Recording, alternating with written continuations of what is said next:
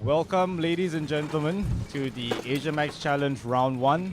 We are here at Shah Alam on this beautiful Sunday, about to witness the pre-final of the Micromax Challenge. So, to give you our lineup, we're going to have Faisal on board, and he's going to give us a brief rundown of what happened in the previous races. So in Heat 1, Timofey won by 0.9 seconds from Travis Teo, followed by Jacob Lauter and Kimi Ray. Kimi Ray. So it was Malaysia 1, 2, 3, followed by Kimi Ray, who was in 4th place. Then Malik Bintang, also from Indonesia. These boys are all driving Rota X Max, Micromax, 125. So how fast do these things go? I would like to say they go pretty fast, Faisal. But And these boys are how old again? 8 to 12 years old. Young boys, and they're really speed demons. Anyway, so to give you the brief rundown, starting in pole position for the pre-final, we've got Timofey Mikhailov. In 2nd place, we've got Jacob Lauter. In 3rd place, we've got Kimi Ray. In 4th, we've got Malik Bintang.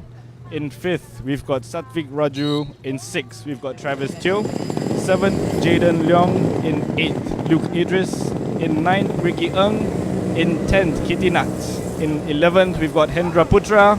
In 12th, Rafael Kamal. In 13th, we've got Katrina Wing. In 14th, we've got one Ahmad Nabil. 15th, we've got Putra Alex Kifli. And to round the grid off, we've got Zofia Zara in 16th. Okay, so now they are on their warm-up lap. So James, they've got one warm-up lap and one formation lap, correct? The first warm-up lap, they're allowed to warm up the engines. And in the second lap, they start taking their grid positions before the start of the race. So in Micromax, on the back straight, they'll be lining up 2 by 2, side by side, assuming their grid position, and they'll be rolling slowly, waiting for the starters' orders. What they're supposed to do is crawl towards the start line. As soon as they see the green light, they're allowed to start racing and overtaking. So in effect, the 2 guys in front control the pace towards the start line. And who decides if it's good to go green? Well, it's entirely the steward's decision. If the stewards feel that the grid is in position, then they will start the race. But if the stewards don't feel that's the right position, they will be given another lap. I just saw one of the carts, I think cart number 17, stop by the side. Any idea what's happened to him? No information right now, but hopefully he can get going again. As we see the cars going around now, getting the tires warmed up. Putra Alex Kifli, so he's got another DNS, did not start. He didn't start the Heat 2, and in the pre-final he's also got a did not start. Well, let's wait and see to confirm that, but okay, so here we go. Grid starting to line up. Everybody's on 2 by 2, making sure they're in the right position. So how long is the circuit overall? Shah Alam is roughly 1.2 kilometers long. How long has it been here, Faisal? I don't know. I've moved to Shah Alam like a decade, and it was old then. Yeah, I think it's like 20 years old or something. 20 or 35 years old. I guess looking at the tarmac condition, I could say 20. All right, there you go. They're side by side, coming on to 2 turns before the start-finish straight. To our last chance corner before they start the race. Yellow flags are waving. Okay, they're on the starting lineup. Race control is gonna go green.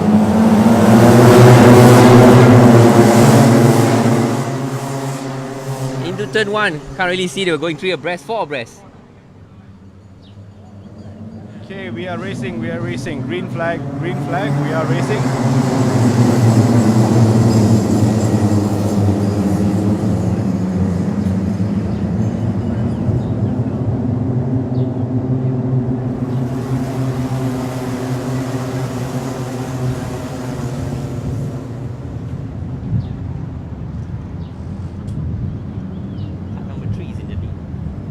Okay. Sorry about that. Yes. Jacob Lauter's in the lead, so he stole a march on the 2 leaders into turn 1. He's now in the lead, and he looks very close. He's got car number 25, Timofey, in the 2nd place, carrying him. Well, it's a good start by Jacob and Timofey.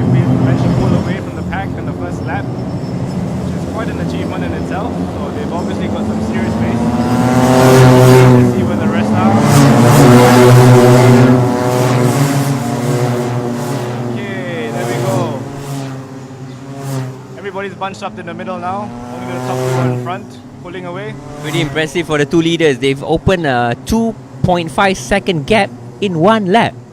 That's either very fantastic or the guys from third onwards are just going too slow. Yeah, maybe there was a big battle at the back and everybody got held back. I don't know. But it looks like Jacob and Timo are going to be racing amongst themselves in the rest of the race.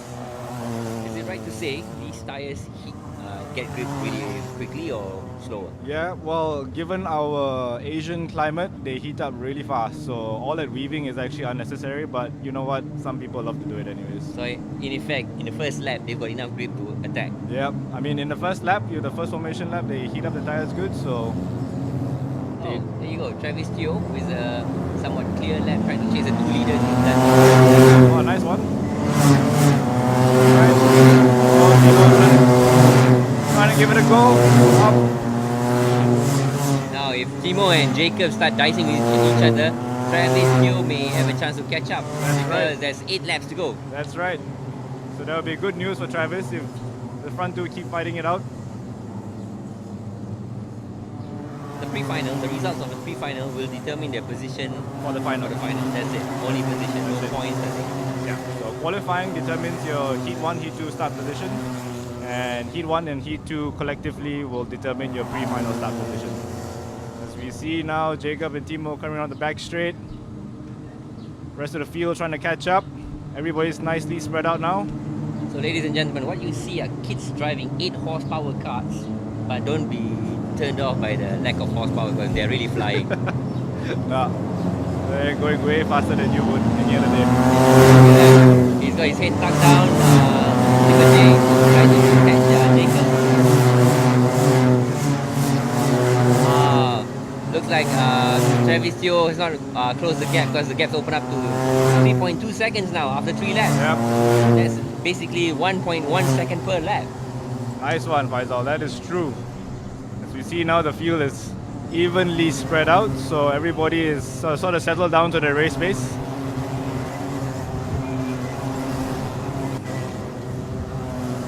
Okay, as we see Jacob and Timo Fei again. Comfortable gap. Timo looking back just to see. Obviously, no one's there, Timo, so keep going, keep looking forward. I'm a bit unfamiliar with Shah Alam kart track. It was originally a car park which was converted to the go-kart track, so it wasn't a purpose-built go-kart track in the beginning. That's right. So in the beginning, it was actually the secondary, one of the car parks for the stadium, and it's a bunch of tire walls and cones everywhere. I think after a while, MPSA decided to make it permanent, and that's all we have today with the grass and the curbs and everything. Is it a bumpy course? It can be. Certain parts are actually quite bumpy, but it's all part of the technical aspect of the circuit. It's bumpy enough for you to give you a good ride, but not so much to destroy your kart. Speaking about karting, sometimes people they use the wrong term, go-kart. Right. And when you see these people playing karting for fun, they use them as bumper cars. That's the wrong way to go about it, right? Definitely. A go-kart is not a bumper car. A go-kart is not a buggy. It does have side paneling to keep you safe, but it is generally not a contact sport. Although some rubbing and scrubbing is generally allowed, but if it's too malicious, if it's too aggressive, you will definitely be called in. I saw Jacob Lauter just touching something on his airbox engine. What's he doing? It looks like he might be adjusting his radiator. Some teams like to run it cool at the start, but towards the middle of the race, as you see there, Timo Fei as well, opening up the radiator to allow more air into the radiator. We're in the middle of the race now, the engines are hot, so they want to keep it going to the end of the race. So the boys aren't just driving, they're also fixing their cars. Well, a good driver is also a good engineer. So if you know how to keep your kart going, or better yet, tune your kart mid-race, then you definitely have some sort of advantage. As we see now, Jacob is in a good lead, clear lead, no threat from behind. So just now, going back to the contact part, I know there's some rules and regulations set into it. If there is contact and if the bumper drops and touches the ground, they will be penalized, I believe. So for a drop bumper, it's an immediate 5-second penalty Added to their race time, added to the race time. because that shows that he actually bumped the car in front. Yeah, so before, karts from another time did not have such technology. So because there was so much bumping in karting, manufacturers and stewards and officials decided to. So, karting is a cleaner sport now, And we see Jacob as a clean lead. And Timo still trying to keep up. The rest of the Looks pack. like Timothy Teo is under attack from Kimi Ray. Cut Yep. number 55. It's like really, really close. 0.1 of a second behind. That's right, 3 and The 4. guys in third and fourth. Third and fourth are having a good battle as well. 7 versus 55.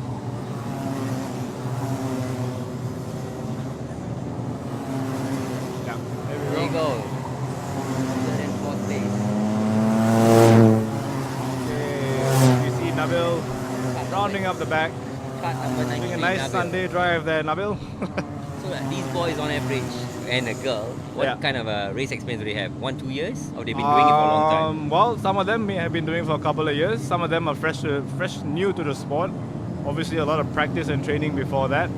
And when the team and the parents feel that they're ready, then they sign up for a race, get their licenses sorted.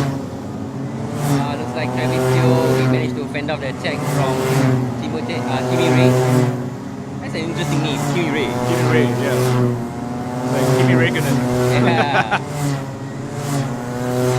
So 0.5 seconds between third and fourth, the gap. After lap 7, so they got another 3 laps to go. 3 laps to go. Jacob flying around the back loop, giving it all he's got, not slowing down. So the cars they're driving now, the Micromax, the tires they're using, Mojo tires. Yeah. These set of tires are limited to how many pieces of tires throughout the race weekend. They're allowed 1.5 sets, That's right? So for a 1-day weekend, so today is a 1-day So weekend. when you say 1.5, three front tires and 3 rear tires, or what? No, so 1.5 means that you use 1 set full, and the other half is you can use the other, essentially 1 front, 1 rear, on the right, on that side. Okay, so there we go. Field nicely spread out. Small little battles going on here and there.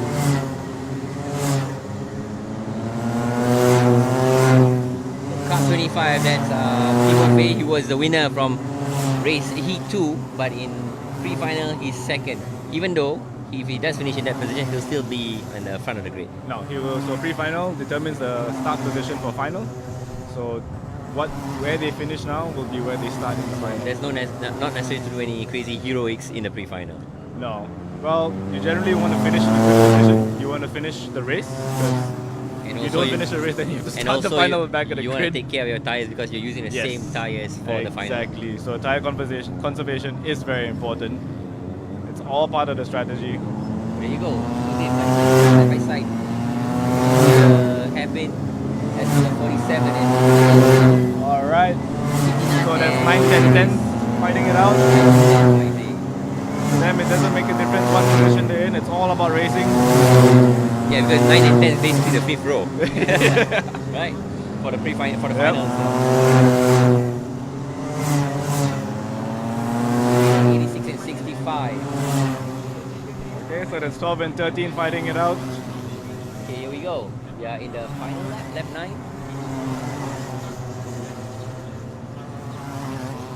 Jacob Lauter has got a big enough lead to keep it comfortable, keep it clean, just to finish the race. So Ricky Ng in 12th place.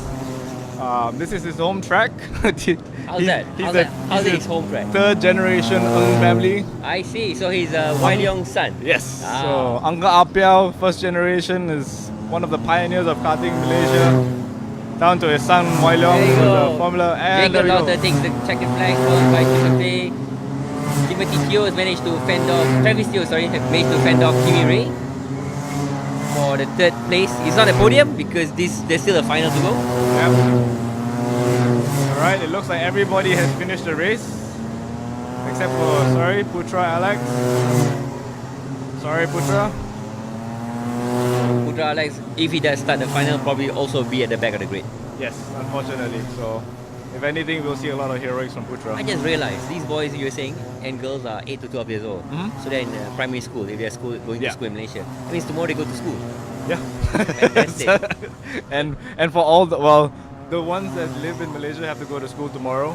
But for the ones who have to travel here for the race, well, I guess they get the day off. They get a day off. Huh? Yeah, they get a day off.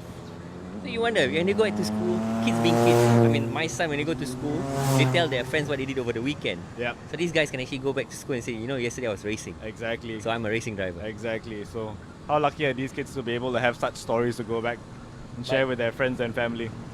There you go, they're coming back to what we call Park Farmé. Yeah. What happens, James, at the Park Farmé? So right now, all the carts are gonna line up. They're gonna be weighed, just to make sure that no one is below the weight limit. And what is the weight limit? Ask me that question. That's a good question. I will get back to you guys on that.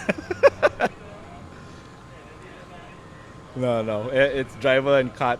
I see, Yeah, I see. we have to. So once they weighed, and the top 5 or the top 3 will have their engines checked to make sure that they are not cheating in any way.